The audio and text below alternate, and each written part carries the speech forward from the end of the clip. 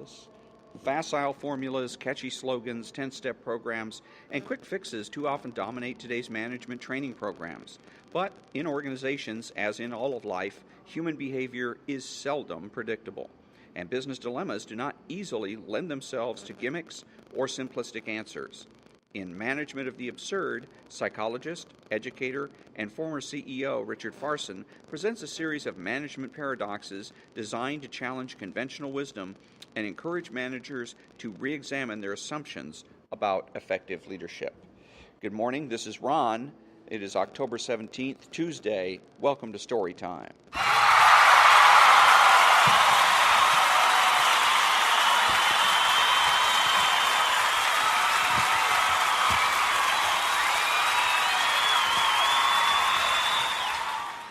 And this morning I am reading from chapter 19, We Want for Ourselves Not What We Are Missing, but More of What We Already Have.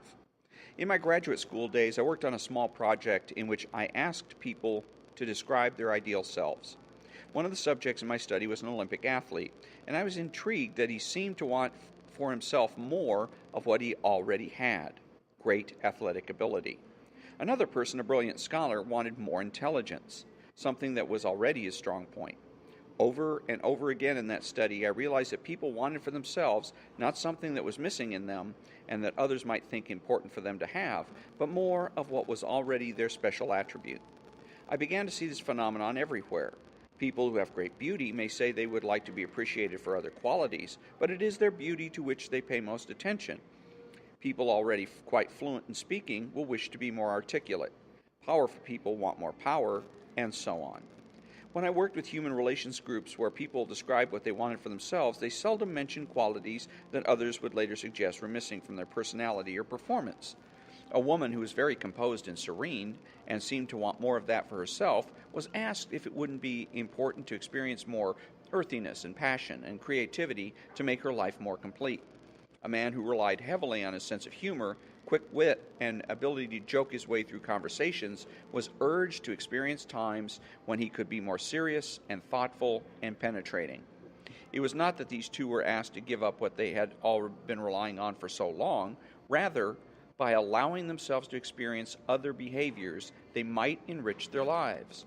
As Abraham Kaplan noted, if, as Socrates said, the unexamined life is not worth living, so the unlived life is worth examining. Still, few of us are willing even to make that effort. Danger signs unheeded.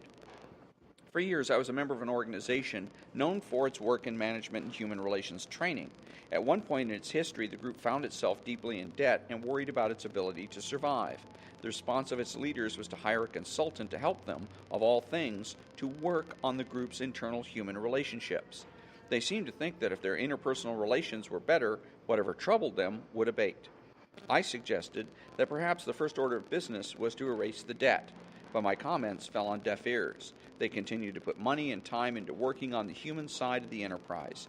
The organization, so intent on becoming more accomplished in an area where it was already highly accomplished, was failing to attend to a threat to its very existence.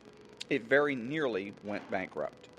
In another situation, I was one of the first of many consultants to help a high-tech East Coast company institute experiments in the organization of work teams. This effort quickly captured the interest of the founder and president of the company, a technical genius from Caltech who had developed the company's leading product, which dominated the market. In fact, he became so fascinated with the success of the first work teams that he brought in additional consultants, all prominent in that field, to add their wrinkles to our efforts. The experiments seemed so successful that they were written about in business and even popular publication. Before long, however, the company began to lose market share, but the president continued to be absorbed in the human relations side of the business. I suggested to him that in his eagerness to explore the fascinating human dimensions of the business, he may have been neglecting such areas as product diversification, relations with financial institutions, and so forth. But his emphasis on the experiments, so satisfying to him, continued, even to the point where his company came dangerously close to going under, setting the stage for trouble. The difficulty for all of us is that our absorption with what we do well may blind us to what will enable us to do even better. The particular challenge for managers is to remain mindful that the organization can set themselves up for trouble when they rely solely on the things they are already doing well and fail to see what they really need to do. And that's the end of chapter 19. We want for ourselves not what we are missing, but more of what we already have.